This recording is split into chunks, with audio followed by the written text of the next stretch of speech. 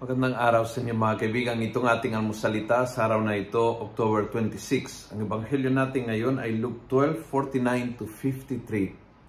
Sabi ni Jesus, I have come to bring fire upon the earth, and how I wish it were already fulfilled, kindled. Fire. Dala ng Panginoon ng apoy. Gusto niya na tayo ay may apoy sa ating buhay. May passion, may alab. Gusto niya na tayo ay ignited. Yung tipong on fire ka, yung tipong yung ginagawa mo ay passion ng buhay mo. At yung passion ng buhay mo ay sentro ng buhay mo. When I said sentro ng buhay mo means focus ng isip mo, focus ng damdamin mo. Minsan ang nangyari, ang ating passion ay ginawa nating sideline. Ang ating passion ay ginawa nating hobby. Ginawa nating gawi. Ginawa nating tinabi na lang. Yes, passionate ako tungkol sa pagpapahayag ng ebanghelyo, pero tabi yun kasi marami akong trabaho, marami akong, halimbawa ako bilang pare, pwede mangyari sa akin yan. Itatabi ko yung passion sa pagpapahayag ng ebanghelyo at magfo-focus sa mga administration work na bilang pare ay hindi nawawala.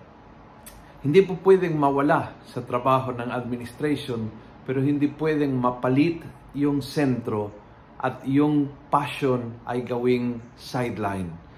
Sapagkat kapag ang alap ay naging sideline, lumalamig. At kapag lumalamig, nawawalang kabuluhan ng lahat ng ginagawa mo.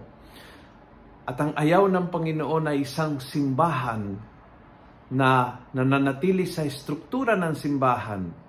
May service, may misa, may meeting, may church, pero nawawala yung passion, nawawala yung alap, nawawala yung enthusiasm. Yun ang hinahanap ng Panginoon. Ang ginawa po ng mga santo ng simbahan is naging busy sa libong-libong gawain, pero hindi nawala sa sentro ng kanilang alap. At dahil doon, they were able to set people on fire.